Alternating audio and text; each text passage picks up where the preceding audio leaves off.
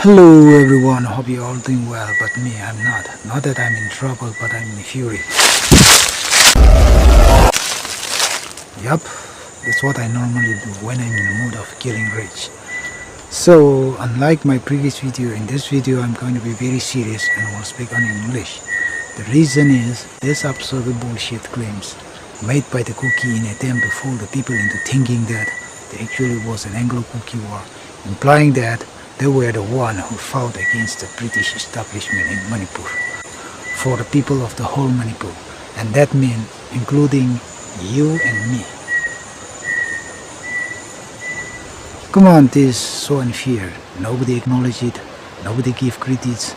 Come on everyone, pay due credits to our heroes, Kuki, for having fought for all of us. Yup, you heard it right, for having fought for all of us. This is insane, absolutely insane. So, it has to be exposed not only to the Tangkhul communities but also to everyone, including our mighty brothers, Kapui, Anna, Paite, Baumai, and of course others. So, as always, don't forget to hit the like button and share. Now, speaking of this absolute bullshit, the so-called Anglo-Kuki War is a complete made-up stories, filled with lies, omission, deceit, distortions, and absolutely fucking crazy mind-boggling claims, which are of course nothing to do with facts. They're all based on lies and political propaganda designed to cover up the crime the Kuki had committed against the Tangkhul and Kapui communities, while simultaneously fostering their legitimacy in claiming separate Kuki land. So, we're not going to delve into details what the Kuki had cooked up in this books and waste our time fusing with absolute bullshit and unsubstantiated claims. As we all know, if there ever was an Anglo-Kuki War, at least one writer or historian of its era would have mentioned it, besides the Royal Chronicle of Manipur, which records every historical events like war, ascension of king to the throne, natural disasters, and other events that took place dating back from 13 CE to 1955 would have mentioned it in this official record of Manipur. So, what we're going to look at in this video is what had actually happened in 1917.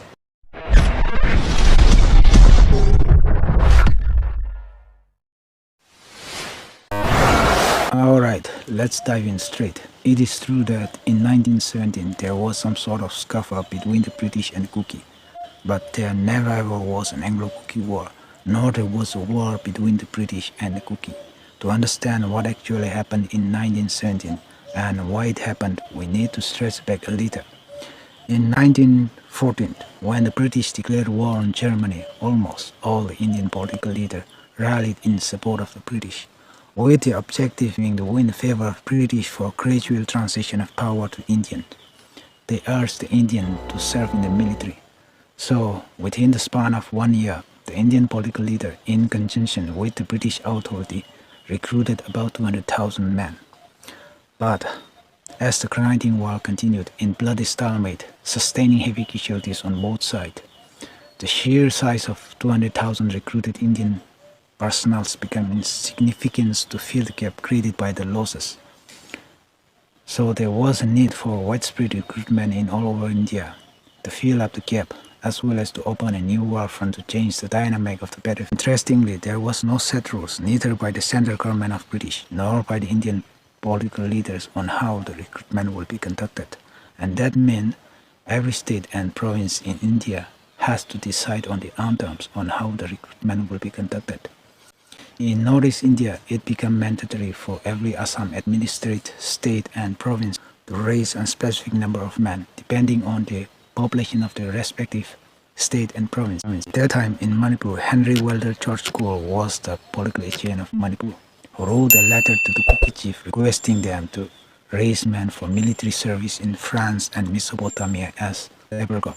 The Kukis refused it, saying that they were not permanent settlers of Manipur. Of course, it is true that Kukis were not permanent settlers of Manipur. Being a nomadic tribes, they moved from place to place around the frontier of Burma and Manipur. but it doesn't mean that they were not governed by the British government. So there was no such condition under which non-permanent settler of Manipur will be exempted from drafting into military. Thus, Henry Walter George Cole wrote a letter for the second time, and he departed from Assam, having been assigned to active duty in France.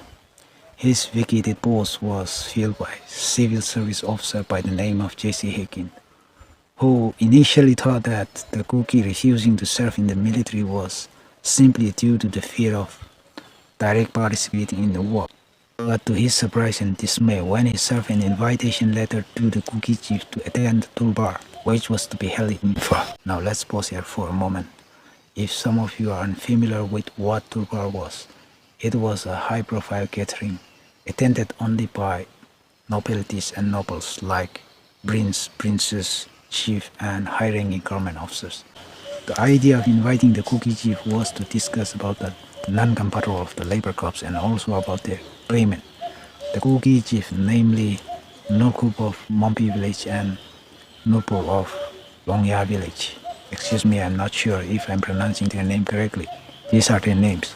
These two, having been in contact with other Kuki chief in Burma who had harbored a resentment towards the British for speaking out against the Kukis slavery custom, refused to attend the Durbar and made a statement that if the British compelled the Kukis to serve in the militaries, the Kukis would retaliate with violence. Alright, now let's buckle up because these where things get hard. As you know, it was now not just a matter of declining the invitation, it was now a matter of challenging the authority of the British. Infuriated by this belligerent and defiant statement of the Kukis, the Manipur Political Agent J.C. Hakin dispatched one unit comprising of 100 riflemen from Tehran Battalion, also known as 4th Battalion Assam Rifle, whose unit under the command of Captain M.C. Good. Upon reaching the Longya village, the Kukis opened fire with musket rifle. Sorry, musket is not a rifle, right? It doesn't have a rifling. It's a smoothbore muzzle-loaded gun. Anyway, injuring one rifleman. Enraged by this unlawful act of violence against the law-enforcing personnel, Captain Good and his men set the village ablaze and decided to move towards the Mompi village. But before they reach Mompi village, there comes a message from Shillong, which was the British administrative center of Assam, advising them not to take further action against the Kuki, believing that the Kukis will in course of time cooperate with British. Consequently, Captain Good and his men returned to Imphal, where they filed formal reports of the incident to their superior officers stationed at Kangla Fort and retired to their respective beasts. The Kukis, on the other hand, thinking that the British had no ability to take further action against the Kuki, more Kukis joined in their so-called resistance and began terrorizing the neighboring villages in the hills and in the valley, killing thousands of men, women, and children, mostly belonging to Tangkhul and Kapui communities, for allowing the British to enlist men from their communities.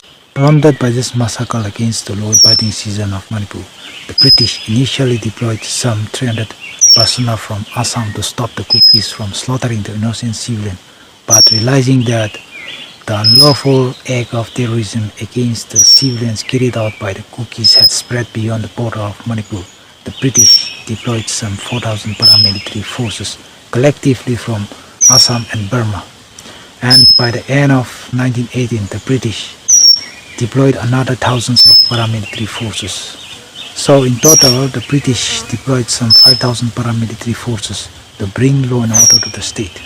And in so doing, the British killed hundreds of outlawed Kukis and brought the situation under control. Thus, the so-called Kuki resistance, or Anglo-Kuki War, however you want to call it, officially come to an end in May 1919. Now the question is, if the British were trying to bring law and order to the state, and the Kukis were targeting unarmed civilians, killing thousands of innocent men, women, and children, how does it constitute war? It doesn't, right? Because war means fighting in a large scale between 2 or 3 armed groups or multinations involving thousands of well-organized armies with specific target, objective, and goals. But if you are slaughtering the innocent civilians, that's not a war. That's an act of terrorism. So, like I said, there never ever was an Anglo-Kuki War, nor there was a war between the British and the Kuki. And that brings us to end this video. So thank you for tuning in. Hope to see you again.